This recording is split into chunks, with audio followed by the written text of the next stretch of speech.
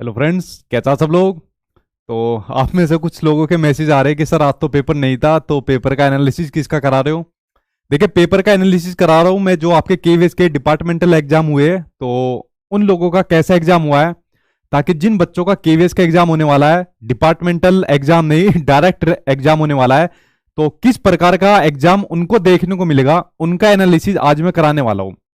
ठीक है, उसके बाद फिर कुछ बात करूंगा कि आगे उनको किस प्रकार अपनी तैयारी करनी है लास्ट के दिनों में। और उसके अलावा कुछ बात कर लूंगा सीटेट वाले बच्चों की, बात कर लूंगा कि जिनका एग्जाम कल है या आने वाली शिफ्ट के अंदर है, उनके लिए दो चार बात कर लूंगा। पहले सबसे जरूरी बात करता हूं, आपके केवीएस वाले बच्चों की बात करता हूं कि जिनका डिपार्टमेंटल एग्जाम था। जैसे एचएम वालों की बात करूं, जिनका एचएम का एग्जाम था, क्योंकि सेम ही आपका एग्जाम बनता है आपका। जैसे पेडागोजी की बात करूं या जो आपका पीआरटी का एग्जाम होता है, तो सेम ही एग्जाम होता है। तो आज का जिनका एग्जाम था, तो आपको बहुत बेनिफिट देखने को मिलने वाला है, जिनका डायरेक्ट रिक्रूटमेंट का एग्जाम था।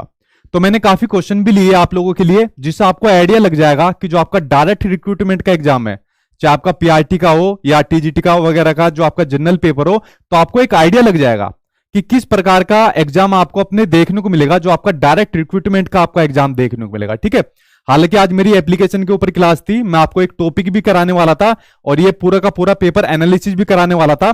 फिर मेरे मन में ये विचार आया कि नहीं यार, मैं ये सारी चीज यूट्यूब के ऊपर कराऊंगा, ताकि बाकी बच्चों को भी ये चीज पता लग जाए। तो मैंने आज अपनी एप्लीकेशन के ऊपर क्लास ना कराकर ये पूरी चीज मैं यहाँ पर आपको एनालिसिस कराऊंगा। ठीक है, क्योंकि एप्लीकेशन के ऊपर तो मेरा 4-5 वीडियो के अंदर यानी 4-5 क्लास के अंदर मेरा कोर्स कंप्लीट ही होने वाला है, तो क्यों ना मैं इसको पेपर को एनालिसिस यहाँ पर कंप्लीट करा दूं। देखिए, सबसे पहले बात कर लेता हूं, एक एक सब्जेक्ट के ऊपर बात कर लेता हूं कि किस प्रकार के क्वेश्चन देखने को मिले आज के पेपर के अंदर, डिपार्टमेंटल जो एग्जाम हुआ, और उसके ऊपर बात कर लेता हूं, और किस प्रकार के क्वेश्चन आपको भी अपने एग्जाम के अंदर देखने को मिलेंगे, उसके ऊपर फिर मैं बात कर लेता हूं।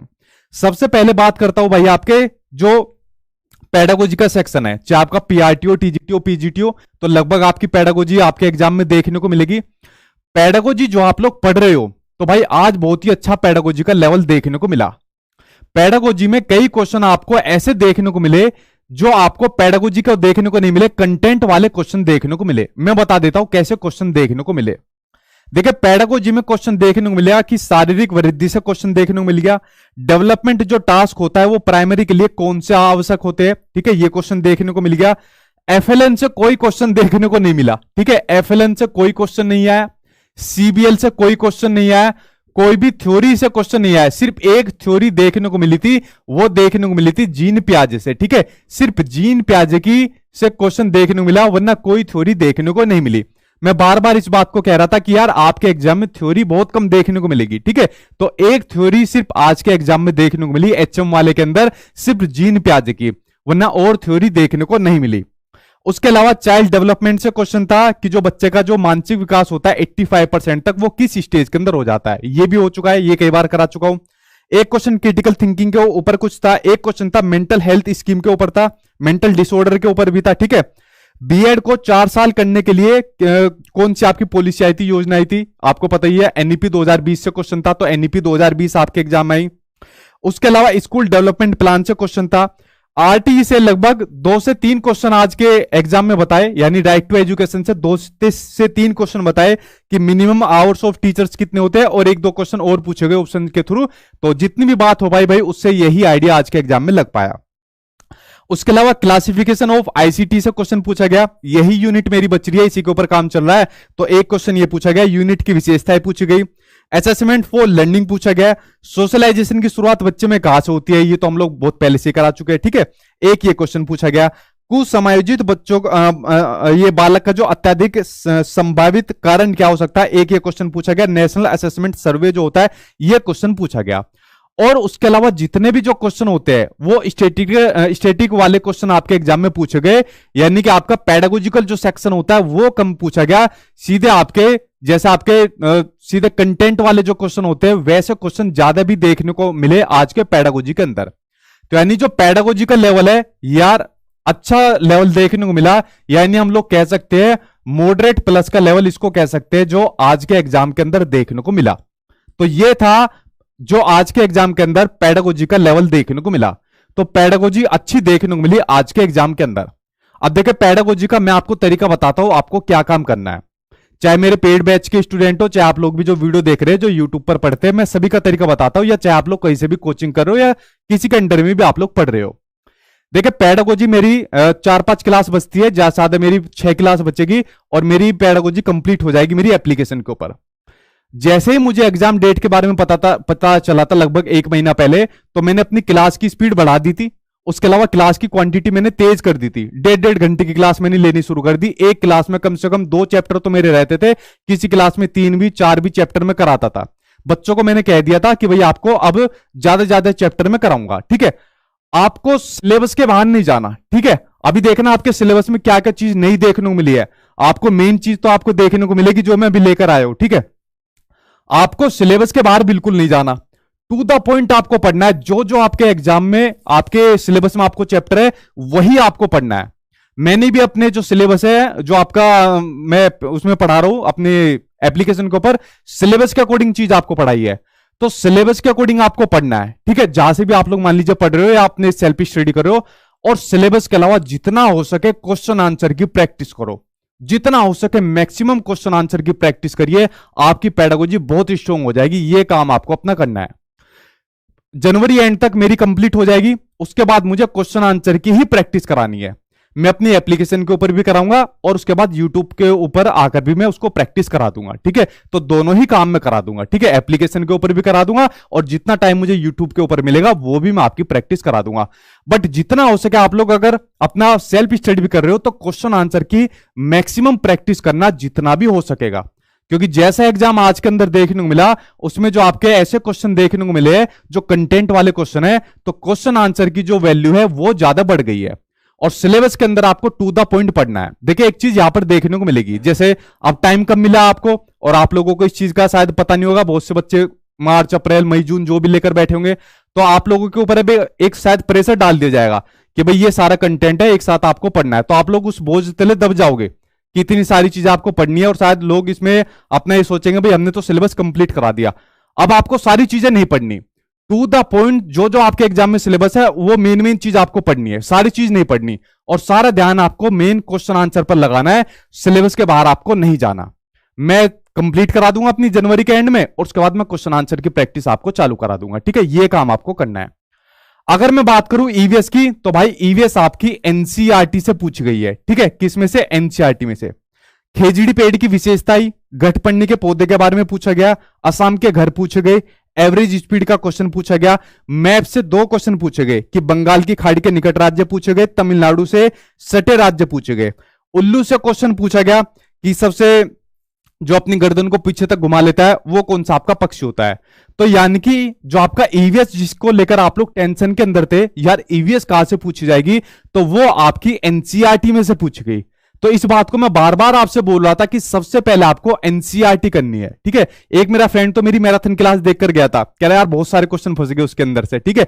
तो आपको सबसे पहले ईवीएस के अंदर एनसीईआरटी करनी है, उसके बाद आपको दूसरी चीजें करनी है। मैं ये नहीं कह रहा कि एनसीईआरटी करके छोड़ देना, ठीक है। क्योंकि देखिए एक चीज आपको बता दूं ना, तो पेपर का मुझको पता कि पेपर कहां से आएगा, कौन बनाएगा, किस प्रकार से बनाएगा, ठीक है।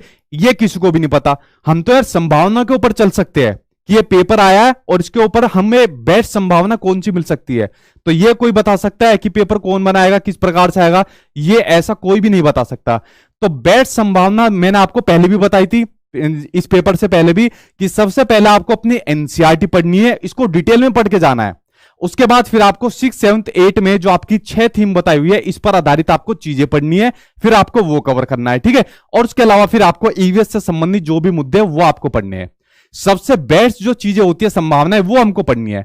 फिर यार एग्जामिनर जो भी पूछ ले वो आगे उसकी मर्जी है, हमारा काम तो बेस्ट संभावनाएं उठाकर हमको चीजें पढ़नी है। तो आज के एग्जाम में एनसीईआरटी से मैक्सिमम चीजें आपको देखने को मिली है, ठीक है। अच्छा हिंदी और इंग्लिश के अंदर देखे क्या चीज देखने को मिली यार, यहां पर भी एनसीईआरटी से भी कई चीज देखने को मिली। क्या हो गया? एनसीईआरटी से भी, जी हां देखिए मैं आपको बताता हूं। एनसीईआरटी लिख लो, ग्रामर लिख लो, ठीक है। एनसीईआरटी लिख लो, ग्रामर लिख लो और आप वोकैब लिख लो, ठीक है। आप वोकैब लिख लो। देखिए वो बताता हूं कैसे, इसके बारे में देखिए पहले आपके साथ चीजें शेयर कर देता हूं। पहले एनसीईआरटी से बताता हूं एनसीईआरटी से क्या चीज पूछी गई। एनसीईआरटी से पूछा गया जैसे क्लास फर्स्ट होती है, क्लास सेकंड होती है। एक क्लास फर्स्ट में से पूछा गया बंदर गया खेत में, ऐसी कुछ स्टोरी से आपको एक कथन टाइप कुछ क्वेश्चन पूछ लिया। एक क्लास फर्स्ट में चैप्टर है आपका ये भगदड़ वाला कुछ कि भालू ने खेली फुटबॉल, उसके ऊपर कुछ क्वेश्चन पूछ लिया। एक क्लास सेकंड में चैप्टर है मेरी किताब, उसमें उसमें चीज थी कि क्या नापने में फुट्टा लाने को कहा जाए, कुछ इस तरीके का क्वेश्चन पूछ लेगा। यानी एनसीईआरटी से भी आपके क्वेश्चन पूछ गए किसके अंदर, आपकी जो भाषा होती है हिंदी होती है। तो यानी आपको एनसीईआरटी की किताबें भी पढ़नी पड़ेगी, क्योंकि वहां पर भी आपके क्वेश्चन पूछे गए थे आज के एग्जाम के अंदर। क्योंकि जो आपका एचएम का पेपर होता है और आपका पीआरटी का पेपर होता है लगभग सेम होता है। उसके अलावा जो आपकी ग्रामर थी वो तो आपकी भाई पूछी जाएगी। तो ग्रामर तो जो जो आपके सिलेबस के अंदर दी हुई है उसको तो आप लोग जरूर कर लेना, ग्रामर आपको जरूर देखने को मिलेगी। ठीक है, ग्रामर के बिना तो ऐसा हो ही नहीं सकता आपका एग्जाम ना आए। और वो कैब कर लेना, ठीक है, जितना भी हो सके वो कैब है इसको आप लोग याद कर लेना। ये बात होगी आपके जो लैंग्वेज होती है, हिंदी होगी चाहे आपकी इंग्लिश होगी, लैंग्वेज की बात होगी। अगर मैं मैथ्स की बात करूं तो भाई 8 क्लास तक की मैथ्स को अच्छे तरीके से कर लेना, यानी जो एनसीईआरटी होती है आपका काम हो जाएगा। यानी आज के पेपर को अगर मैं देखूं तो भाई एनसीईआरटी के पैटर्न को पूरा फॉलो करा है आज का जो पेपर हुआ है। ठीक है, यानी कि एनसीईआरटी की इंपोर्टेंस बहुत बढ़ गई है अगर मैं आज के पेपर को देखूं और आज के क्वेश्चन आंसर को अगर मैं देखूं, जिस तरीके के क्वेश्चन आज के एग्जाम में देखने को मिले। ठीक है, ये बात आप लोग समझ गए। अच्छा, जीके और करंट अफेयर के लिए आप लोग टेंशन ले रहे थे कि सर जीके और करंट अफेयर में क्या करना है। यार करंट अफेयर तो आई नहीं करंट अफेयर भाई साहब लोग ने आज इन्होंने दी नहीं, बट हम ऐसा नहीं कह सकते कि हमारे एग्जाम में भी नहीं आएगी, ऐसा जरूरी नहीं है। मैंने कहा ना संभावना का खेल है, तो करंट अफेयर जरूरी नहीं है हमारे आज के एग्जाम में नहीं आई तो आगे भी नहीं आएगी, क्या पता आगे भी आ जाए। तो जीके नहीं पढ़नी भाई, आपको जीके बिल्कुल नहीं पढ़नी। मैंने कहा ना लास्ट के दिनों में जो जो मेन चीज है वो आपको पढ़नी है, ज्यादा टेंशन नहीं लेनी कि ज्यादा टेंशन लेनी, ज्यादा पढ़ना है। बहुत बच्चों का बहुत बुरा हाल है, ठीक है, ज्यादा के चक्कर में आपको नहीं पढ़ना, आप तो आपको मेन मेन चीजें पढ़नी है। करंट अफेयर पढ़ लेना आप लोग, ठीक है। करंट अफेयर मैंने आपको पहले भी बताया हुआ है, 15 जनवरी तक की करंट अफेयर पढ़ लेना, सितंबर, अक्टूबर, नवंबर, दिसंबर और 15 जनवरी तक की, वो आपका काम हो जाएगा। ठीक है, मेरे पोर्टल पर भी कल से क्लास शुरू है करंट अफेयर की, वरना अगर मुझे टाइम मिल गया पेडागोजी से तो मैं उसको भी करा दूंगा करंट अफेयर को आपको। ठीक है, सारा टाइम खेल गई है, क्योंकि 1 महीने से मेरी भी हालत खराब है भाई, पेडागोजी को कवर कराते कराते जब से मुझे डेट का पता चला था।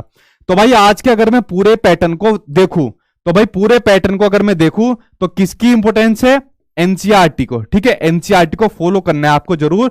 तो एनसीईआरटी मेन खिलाड़ी बन गया है, जिस बात को मैं कहता भी आ रहा था कि यार एनसीईआरटी को फॉलो आपको जरूर करना है और एनसीईआरटी को बाकी सारी चीज आपको देखनी है। अब आपको सारी चीजें एक साथ नहीं करनी, ये मैंने आपको चीज बता दी। जो जो सिलेबस में चैप्टर है मेन मेन चीज आपको देखनी है और जितना ज्यादा हो सके क्वेश्चन आंसर की आपको प्रैक्टिस करनी है। ठीक है, अब मैं आपको बता देता हूं लास्ट के दिनों में आपको क्या काम करना है। जो आपके पास ये लगभग 20 से 25 दिन बचे हैं, इसमें आपको क्या क्या चीजें करनी है। ठीक है, अब आपको ज्यादा नहीं पढ़ना, ठीक है, कि ज्यादा के चक्कर में आप लोग पढ़ जाओगे, आपका नुकसान हो जाएगा। जो जो आपका मेन सिलेबस है, ठीक है, जो जो मेन आपका सिलेबस है, सिलेबस के अंदर आपके चैप्टर दिए हुए वो चीज आपको कवर करनी है। जो आपके सिलेबस के अंदर चैप्टर है वो आपको कवर करने हैं, उसको ज्यादा डिटेल में नहीं पढ़ना, उसकी ज्यादा गहराइयों में आपको नहीं जाना। मेन सिलेबस का चैप्टर पढ़ लिया, आपकी चैप्टर समझ में आ गया, उसके बाद आपको क्वेश्चन आंसर की प्रैक्टिस करनी है। अगर आप लोग कहीं से पढ़ रहे हो, किसी यूट्यूब से पढ़ रहे हो, किसी कोचिंग से पढ़ रहे हो, तो उनसे मना कर दो कि भाई हमको अब ज्यादा मत दो, हमको हमारे सिलेबस के अकॉर्डिंग चैप्टर दे दो और उसके अलावा क्वेश्चन आंसर हमको दे दो, हमारा काम हो जाएगा।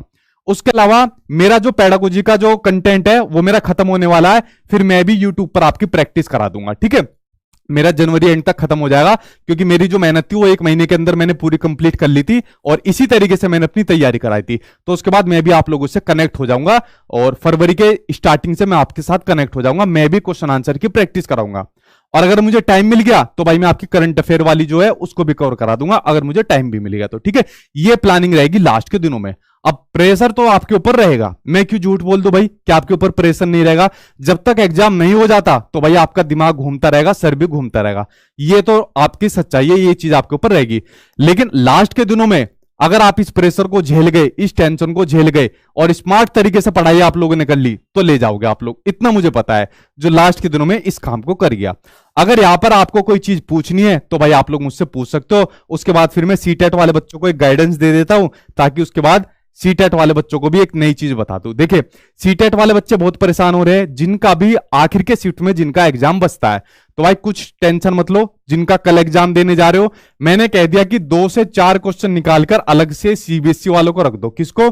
सीबीएसई वालों को निकालकर अलग से रख देना कि लो भाई साहब, हमने पहले निकाल के तुम्हारे नाम के क्वेश्चन रख दिए, अब तुमको जो पूछना है पूछ लो। उसके बाहर आपका पेपर नहीं देखने को मिलेगा, जो आपका पेपर है, चाहे कोई भी शिफ्ट आपका बचाओ। मैराथन क्लास देख जाओ, मेरी नोट्स पढ़ जाओ। देखो, मेरे वाले नोट्स पढ़ गए तो केवीएस के अंदर वो बच्चे एग्जाम मतलब नंबर लेकर आ रहे हैं, तो तुम्हारा तो सीटेट का एग्जाम है भाई, ठीक है। तो ये काम आपको करना है। कुछ क्वेश्चन अगर नए आ रहे, 2-4 क्वेश्चन नए आ रहे, उनको देखकर आपको नेगेटिव नहीं पढ़ना बिल्कुल भी, ठीक है। ये काम आपको करके जाना है और टेंशन नहीं लेनी बिल्कुल भी सीटेट वालों को आपको, ठीक है। ये काम आप लोग अपने एग्जाम में जिए, टेंशन फ्री रहिए। आप लोग जो टेंशन ले रहे हो कि सर उस सेंटर पर ये काम हो रहा है या ये चीज देखने को मिली है, एग्जाम हमारा हार्ड तो नहीं आ जाएगा, ऐसा कुछ देखने को नहीं मिलेगा। कुछ आप लोगों की तरफ से क्वेश्चन आया कि सर नॉर्मलाइजेशन तो नहीं लग जाएगा सीटेट के एग्जाम के अंदर। भाई अभी ऐसा कुछ चीज देखने को नहीं मिली है और ना ही ऐसी कोई शिफ्ट आई है। अगर मैं 11 तारीख को शिफ्ट को छोड़ दूं तो ईवीएस का सेक्शन जरूर मॉडरेट था, लेकिन ऐसी कोई शिफ्ट नहीं आई है, ठीक है। जब मेरे पास कोई ऑथेंटिक इन्फॉर्मेशन आएगी मैं जरूर शेयर करूंगा आप लोगों के साथ, बट ऐसा अभी कुछ भी नहीं है, ठीक है। अब पूछिए, आपका जो भी सवाल है उन सभी सवालों के आंसर मैं एक एक करके आप लोगों के दे देता हूं। अब पूछिए, आपके जो जो क्वेश्चन है एक एक करके सभी क्वेश्चन का आंसर अब मैं दे देता हूं। पूछे आपका क्या सवाल है, एक एक करके दे देता हूं, ठीक। सर केवीएस और राजस्थान थर्ड ग्रेड एग्जाम एक ही टाइम हो रहा है, क्या करे सर? देखिए, ये तो इन्होंने दिक्कत कर दी, केवीएस का भी, एनवीएस भी और आपका जो रीट का भी है एक साथ दे दिया।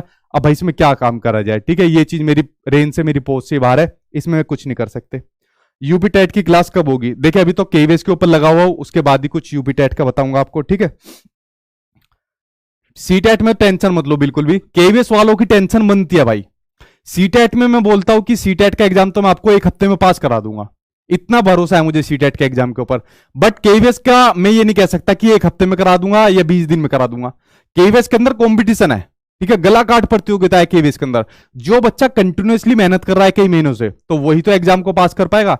तो ये कमिटमेंट मैं आपको सीटेट में दे सकता हूं, केवीएस के अंदर मैं आपके नंबर बढ़वा सकता हूं, ठीक है। तो केवीएस के अंदर नंबर बढ़ सकते हैं आपके, तो ये काम आपको अपनी खुद से मेहनत से करना पड़ेगा, ठीक है। तो थोड़ा सा आपको डिफरेंस देखना पड़ेगा दोनों एग्जाम के अंदर।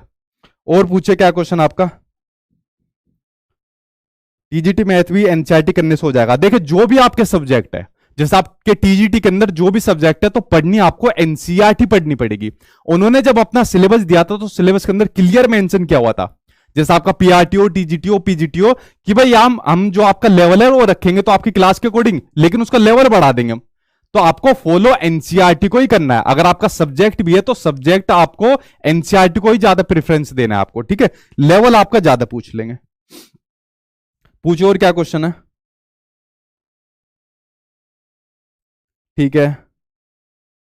भाई डर तो लगेगा केवीएस वालों, डरने की बात है ही, सीधा आपका जॉब का सवाल है तो डरने की तो बात है ही आपका, ठीक है।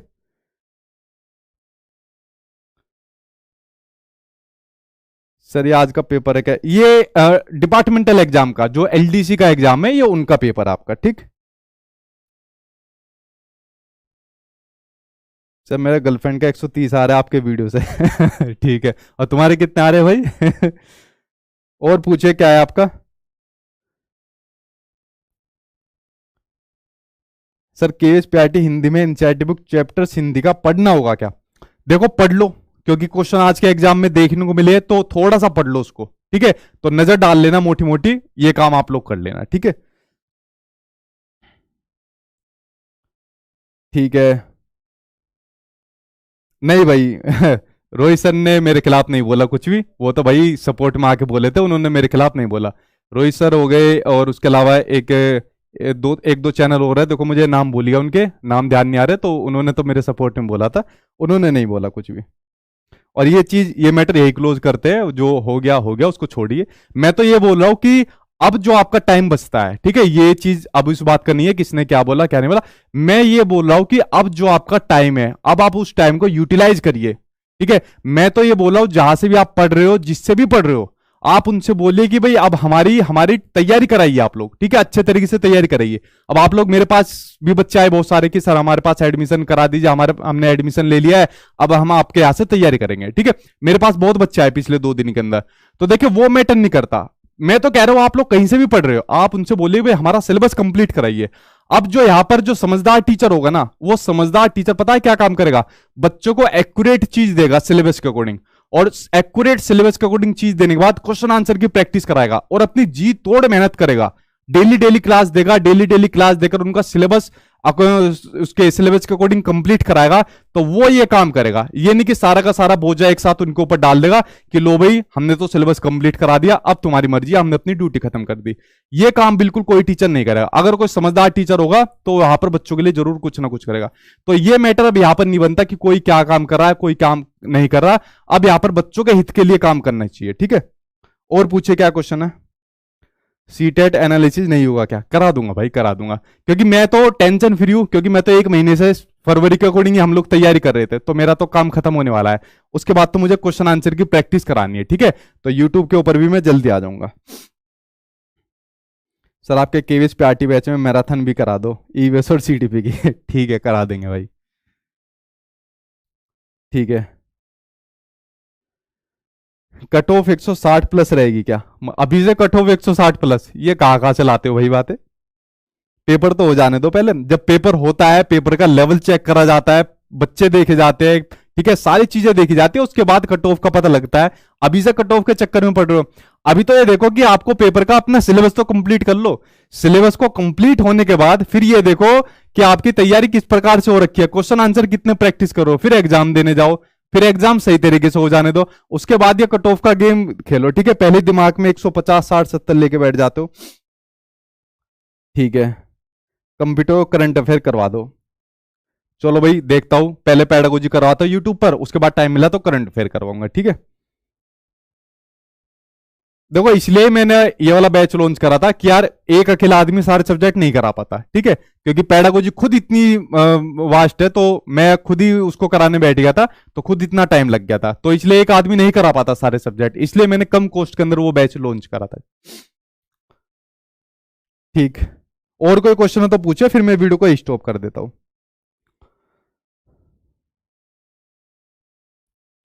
11 जनवरी को सीटेट का पेपर नहीं हो पाया था, इसका क्या सोल्यूशन है, ये मैसेज भी पढ़ लो सर।